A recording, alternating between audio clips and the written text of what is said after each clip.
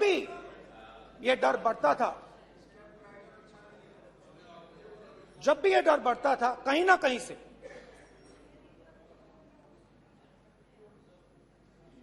कोई ना कोई शक्ति मेरी मदद कर देती।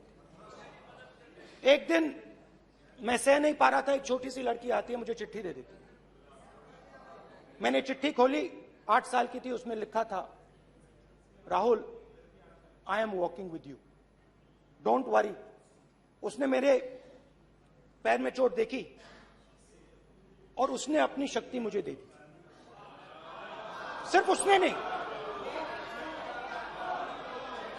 लाखों लोग ने।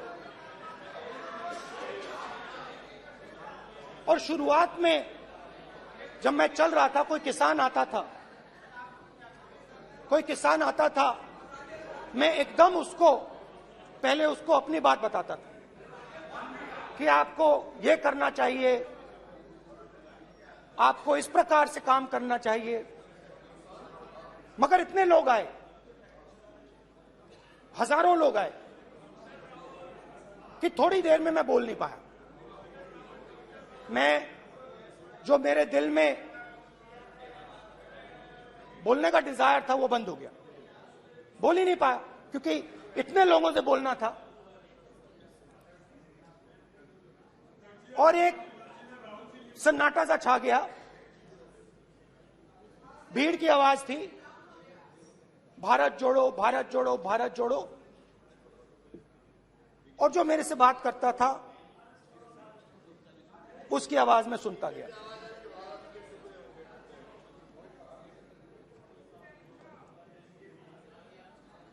हर रोज सुबह 6 बजे से रात 7-8 बजे तक आम आदमी, गरीब, अमीर, बिजनेसमैन, किसान, मजदूर, सबकी आवाज। आ रहा हूं। आप कल से रुके, अब थोड़ा और रुक लो, 5-10 मिनट रुक जाओ। तो ये चलता गया, मैं बात सुनता गया। और फिर मेरे पास एक किसान आया, और किसान ने हाथ में रुई पकड़ी हुई थी, और उसने मुझे कहा, अध्यक्ष महोदय, उसने मुझे कहा, मेरी आंख में देखकर उसने मुझे अपना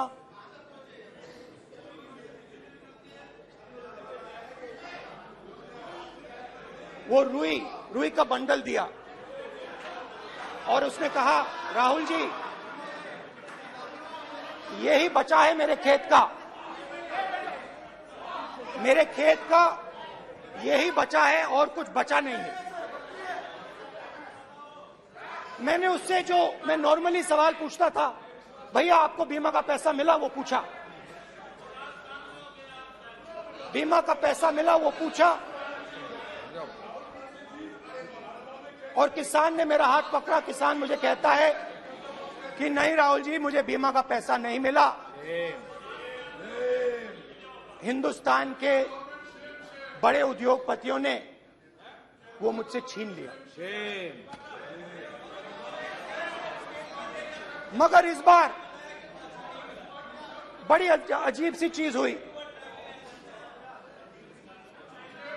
जब मैंने किसान को देखा और वो मुझसे बोल रहा था, तो जो उसके दिल में दर्द था, वो मेरे दिल में आया। जो उसके आंखों में शर्म थी जब वो अपनी बीवी से बात करता था, वो शर्म मेरी आंखों में आई।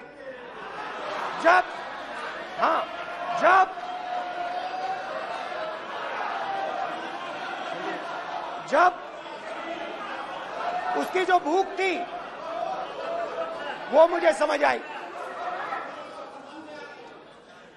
और उसके बाद यात्रा बिल्कुल बदल गई। मुझे भीड़ की आवाज नहीं सुनाई देती थी, मुझे सिर्फ उस व्यक्ति की आवाज सुनाई देती थी जो मेरे साथ बात कर रहा था। उसका दर्द, उसकी चोट, उसका दुख, मेरा दुख, मेरी चोट, मेरा दर्द बन गया।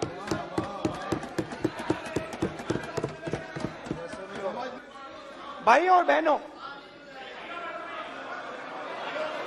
लोग कहते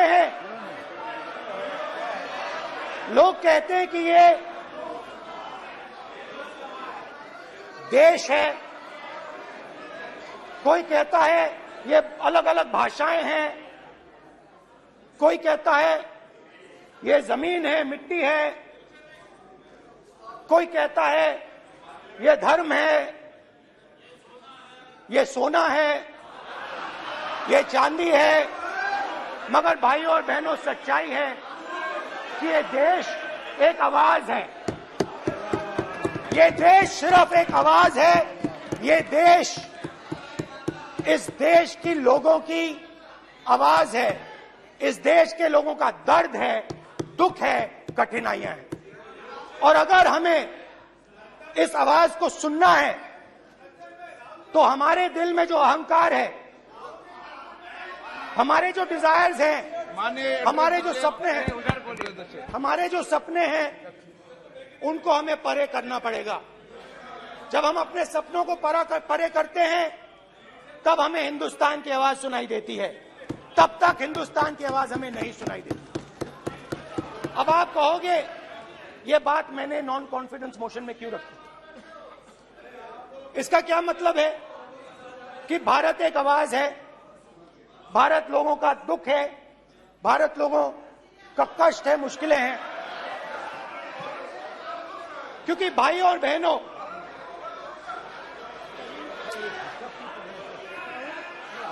अध्यक्ष महोदय, अब पूरा सूद समेत जवाब तुमको मिलेगा, फिर पूरा सूद समेत जवाब देंगे सर।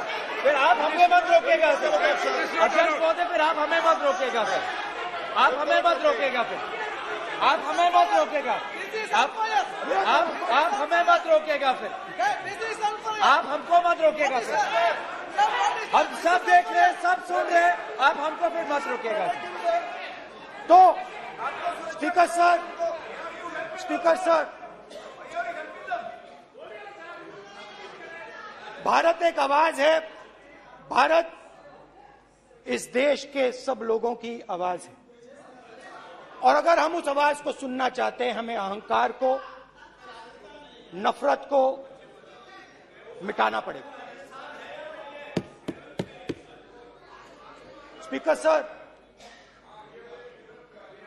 कुछ ही दिन पहले मैं मणिपुर गया, हमारे प्रधानमंत्री नहीं गए, आज तक नहीं गए, क्योंकि उनके लिए मणिपुर हिंदुस्तान नहीं है।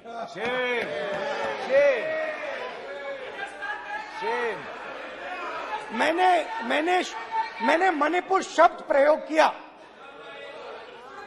मगर आज की सच्चाई यह है कि मणिपुर नहीं बचा है। मणिपुर को आपने दो भाग में कर दिया है, मणिपुर को आपने बांट दिया है, तोड़ दिया है। मैं मणिपुर में रिलीफ कैंप्स में गया, रिलीफ कैंप में आज जा रहा हूं। मणिपुर में रिलीफ कैंप में मैंने महिलाओं से बात की। ठीक है सर,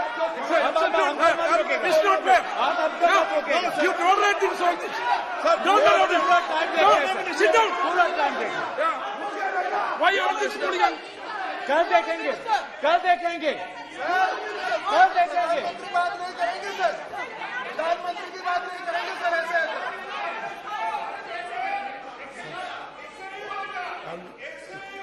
सूद समय मैं मणिपुर गया और मणिपुर के कैंप्स में मैंने महिलाओं से बात की, बच्चों से बात की। जो हमारे प्रधानमंत्री जी ने आज तक नहीं किया। एक महिला मुझे कहती है, मैंने उनसे पूछा, बहन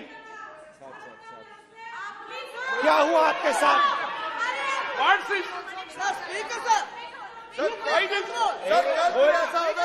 एक एक मंत्री बोल रहे हैं, एक एक मंत्री खड़े होके बोल रहे हैं, एक एक मंत्री खड़े होके ऐसे कर रहे हैं, एक एक मंत्री खड़े होंगे तो पूरे सांसद खड़े होंगे यहाँ पे, पूरे सांसद खड़े होंगे यहाँ पे, बैठे नहीं है चुपचाप करिए, पूरे सब खड़े होंगे, पूरे सब खड़े होंगे, फिर कांग्रेस पार्टी ने पूरा देश खड़ा होगा आपके खिलाफ, तो पूरा देश कल आपके खिलाफ खड़ा होगा।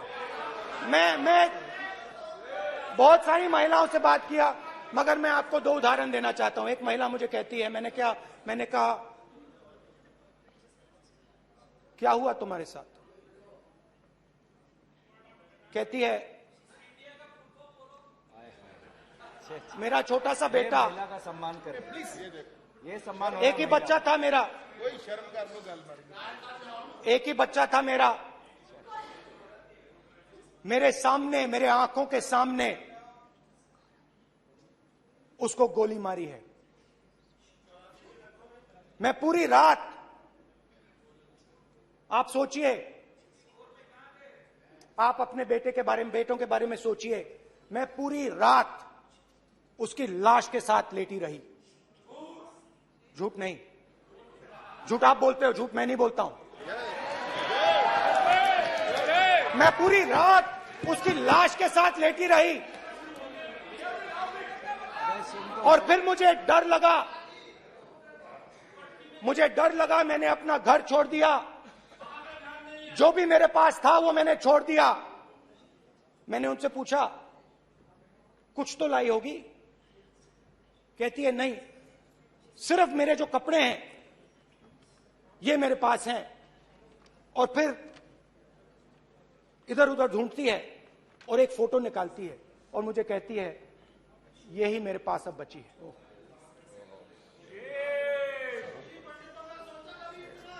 एक और उदाहरण, दूसरे कैंप में मैं, एक महिला मेरे सामने आती है, मैं उससे पूछता हूं, तुम्हारे साथ क्या हुआ?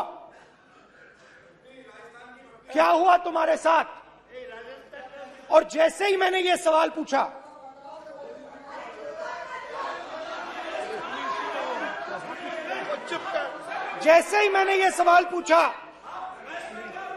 आप महिला का दर्द नहीं सुन सकते, महिला का दर्द नहीं सुन सकते, महिला का दर्द सुनने का आपका धैर्य नहीं है, महिला का दर्द नहीं सुन सकते, महिला का दर्द नहीं सुन सकते।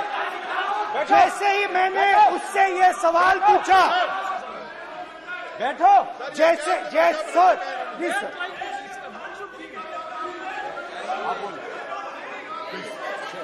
शर्म करिए, शर्म करिए। जैसे ही मैंने उससे सवाल पूछा, तुम्हारे साथ क्या हुआ, शर्म नहीं है तेरे को?